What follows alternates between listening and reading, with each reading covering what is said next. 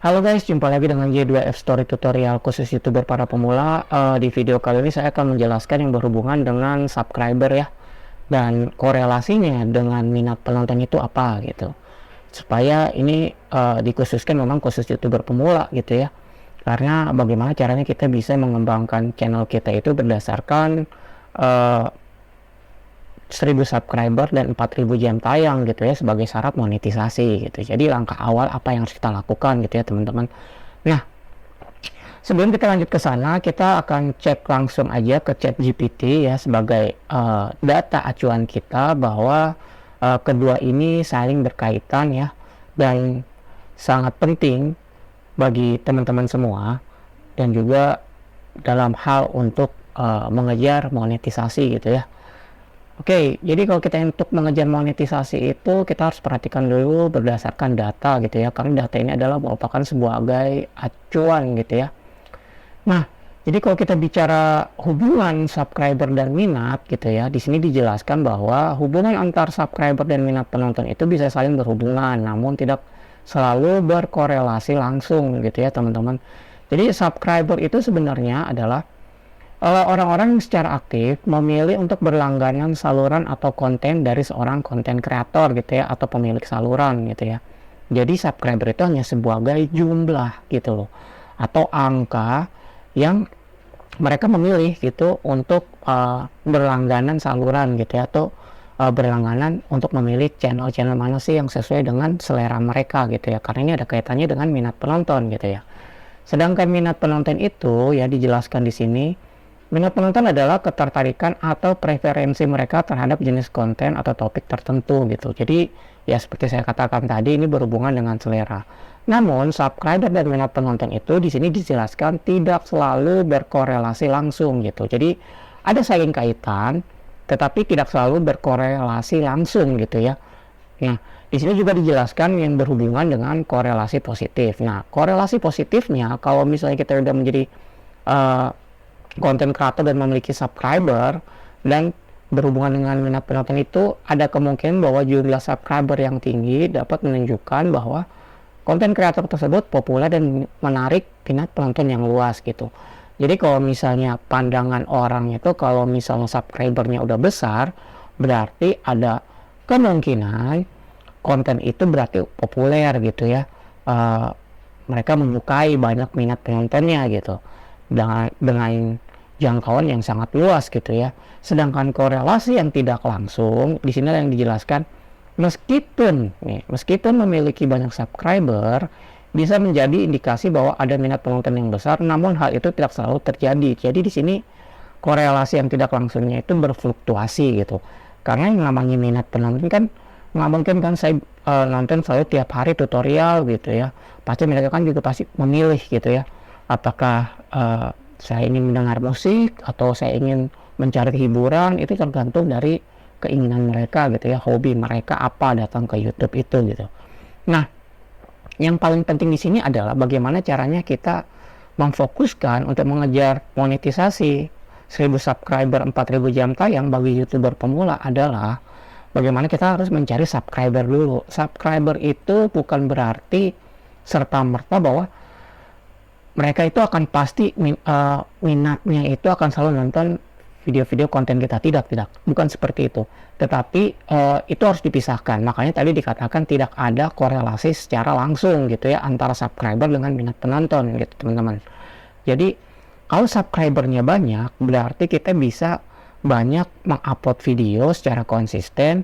Melalui mereka itu akan memancing minat para penonton melalui dari subscriber tersebut. Tetapi ada hal-hal yang lain harus diperhatikan berhubungan dengan eksternal. Eksternal itu bukan berarti nggak harus orang yang subscribe aja untuk menonton konten video kita, tetapi bagi mereka yang di luar sana yang terhubung dengan media sosial, walaupun mereka bukan subscriber kita, mereka pun jika ada ketertarikan untuk menonton konten kita, itu bisa dikatakan bagian dari korelasi yang tidak langsung gitu. Artinya adanya minat penonton di sana, tetapi bukan subscriber kita gitu. Tetapi karena mereka akhirnya selalu menonton, sehingga nggak dia suka gitu dengan video-video kita. Akhirnya mereka itu mensubscribe channel kita gitu. Jadi itulah bagaimana caranya minat penonton itu harus memiliki supaya channel kita itu berkembang melalui strategi-strategi yang kita gunakan gitu. Nah, strategi yang kita gunakan untuk menarik minat penonton itu macam-macam cara gitu ya. Yang pasti karena saya katakan tadi subscriber itu hanya sebuah angka atau jumlah, berarti yang kita inginkan kan berarti minat penonton bagi YouTuber pemula nih. Jadi bagaimana caranya kita mengembangkan channel kita itu dengan cara berbagai macam-macam strategi ya. Strategi pertama yang harus kita lakukan adalah menggunakan video short gitu ya. Karena dengan melalui video short gitu ya, terlepas dari jangkauan, suka nggak suka, kalau misalnya mereka tertarik, mereka akan mengklik atau mensubscribe gitu. Walaupun tidak setiap saat mereka akan nonton, mungkin minggu ini mereka tidak nonton, minggu depan mungkin mereka nonton, atau bulan depan kita tidak tahu gitu. Tapi melalui subscriber itu, algoritma YouTube akan merekomendasikan video-video kita melalui subscriber kita tersebut, walaupun mereka tidak akan nonton setiap saat, karena itu berhubungan dengan minat penonton. Oleh karena itu, dengan adanya minat penonton inilah yang harus kita memiliki strategi tersendiri supaya rekomendasi algoritma itu berjalan gitu ya, berjalan melalui subscriber, sehingga walaupun hari ini dia tidak nonton, tapi karena mereka pernah punya riwayat penonton, pernah nonton tutorial misalnya ya, contohnya ya, akan selalu merekomendasikan ke mereka, lalu datang lagi minggu depan ke mereka gitu ya, setiap kita mengupload sebuah konten atau mengupload sebuah video-video terbaru gitu. Para channel-channel besar seperti Insan Tutor, Den Jesse, Bilian Tutorial, Jonah Tutorial, dan banyak channel-channel besar yang mengharapkan agar kalian mengupload secara konsisten. Karena apa? Karena konten-konten kita itu akan direkomendasikan berdasarkan subscriber yang kita punya gitu. Walaupun subscriber itu hanya sebuah jumlah, tetapi di dalamnya itu akan merekomendasikan bagi mereka yang minat terhadap video-video kita gitu, sehingga mereka akan menontonnya dan menjadi view gitu loh ya.